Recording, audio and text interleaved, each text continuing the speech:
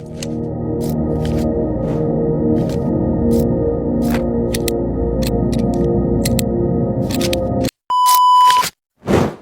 with the fans. Pose with the pose with the pose with the fans. Pose with the pose with the pose with the fans. Pose with the fans.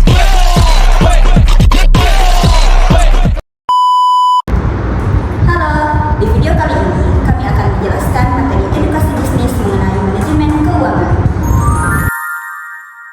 Yang pertama, anggaran modal.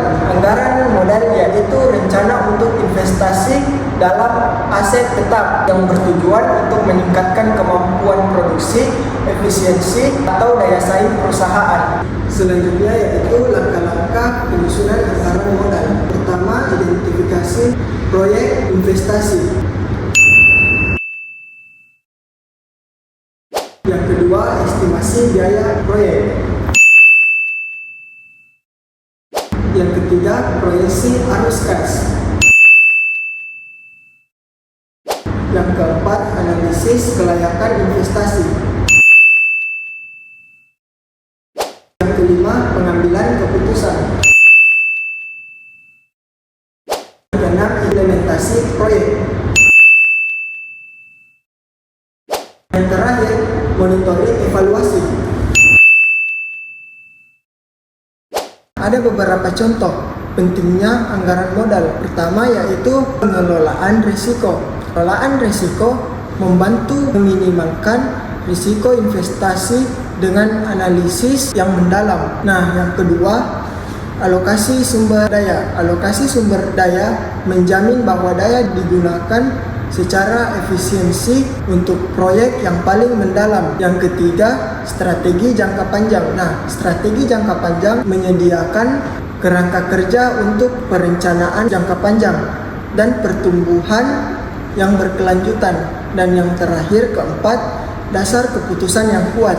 Dasar keputusan yang kuat memberikan informasi dan data yang diperlukan untuk pengambilan keputusan manajerial yang tepat. Selanjutnya yaitu tantangan dalam anggaran modal. Nah, ada beberapa tantangan dalam anggaran modal yaitu ketidakpastian ekonomi. Ketidakpastian ekonomi, perubahan kondisi pasar dapat mempengaruhi proyeksi arus kas.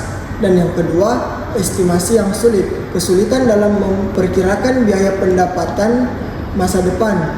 Dan yang terakhir, ketiga, keterbatasan modal. Nah, keterbatasan modal seringkali perusahaan dihadapkan pada keterbatasan dalam jumlah modal yang tersedia untuk diinvestasikan.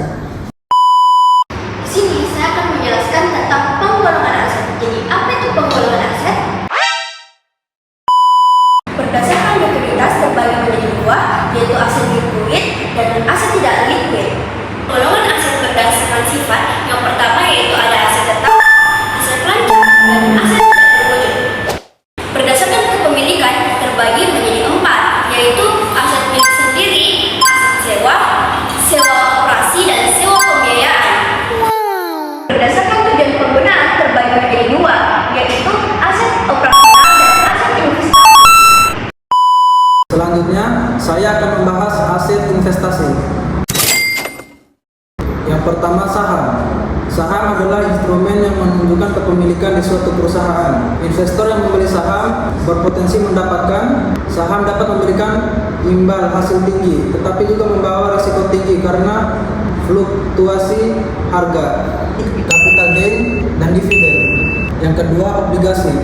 Obligasi adalah surat utang yang diterbitkan oleh pemerintah atau perusahaan untuk meminjam uang.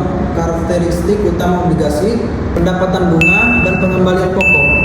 Obligasi dianggap lebih stabil daripada saham, namun tetap memiliki resiko, seperti resiko gagal bayar dan resiko suku bunga. Yang ketiga, properti. Investasi properti melibatkan pembelian real estate, baik untuk hunian maupun komersial. Keuntungan dari investasi properti meliputi pendapatan sewa dan apresiasi nilai. Properti memerlukan modal awal yang besar dan pemeliharaan, tetapi bisa menjadi sumber pendapatan pasif. Yang keempat, reksadana. Reksadana adalah kumpulan dana dari banyak investor yang dikelola oleh manajemen investasi. Keuntungannya meliputi diversifikasi dan pengelolaan profesional. Yang kelima, komoditas. Komoditas adalah barang fisik yang diperdagangkan seperti emas dan minyak. Investasi dalam komoditas dapat dilakukan melalui kontrak berjangka atau reksadana berbasis komoditas, tetapi memiliki resiko terkait volatilitas harga. Yang keenam, aset digital. Aset digital termasuk cryptocurrency semakin populer. Karakteristiknya volatilitas tinggi, hanya dapat berfluktuasi secara drastis dalam waktu singkat. Potensi pengembalian tinggi. Investor dapat meraih keuntungan besar, tetapi juga menghadapi risiko kerugian signifikan. Investasi dalam aset digital memerlukan pemahaman mendalam tentang teknologi dan pasar. Terakhir, portofolio diversifikasi. Diversifikasi adalah strategi menggabungkan berbagai jenis aset untuk mengurangi risiko.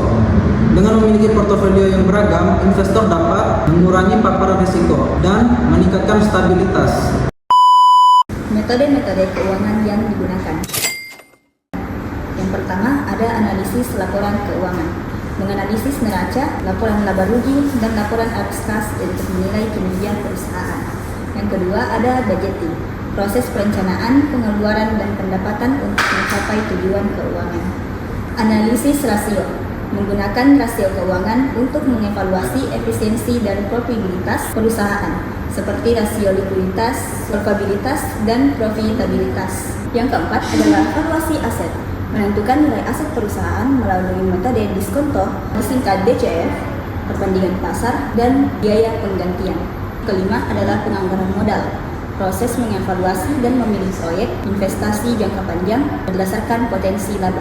Keenam ada manajemen risiko keuangan, identifikasi dan pengelolaan risiko yang dapat mempengaruhi posisi keuangan, seperti risiko pasar, kredit, dan likuiditas. Ketujuh adalah pengelolaan kas, mengoptimalkan arus kas untuk memastikan ketersediaan likuiditas yang cukup.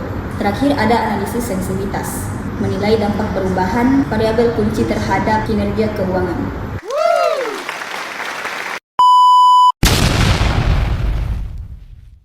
PT ABC merupakan sebuah perusahaan manufaktur yang bergerak di bidang produksi elektronika. Perusahaan ini menghadapi tantangan dalam manajemen keuangan, khususnya terkait persediaan dan arus kas. PT ABC mengalami pertumbuhan yang besar dengan permintaan produk yang tinggi, namun mereka menghadapi beberapa masalah serius. Ketiga, banyak produk yang telah dijual masih belum tertagih dari pelanggan karena kebijakan kredit yang terlalu longgar. Akibatnya, PT ABC mengalami kesulitan arus kas untuk operasional sehari-hari, termasuk kesulitan membayar gaji karyawan dan biaya produksi. Situasi ini memaksa perusahaan untuk mengambil pinjaman jangka pendek dengan bunga tinggi yang semakin memperburuk beban finansial. Untuk mengatasi masalah tersebut, PT ABC menerapkan beberapa solusi. Yang pertama, mereka memperbaiki manajemen persediaan dengan menerapkan sistem just in time. Yang kedua, mereka memperbaiki pengelolaan piutang dengan memperketat kebijakan kredit dan memberikan intensif pembayaran lebih awal.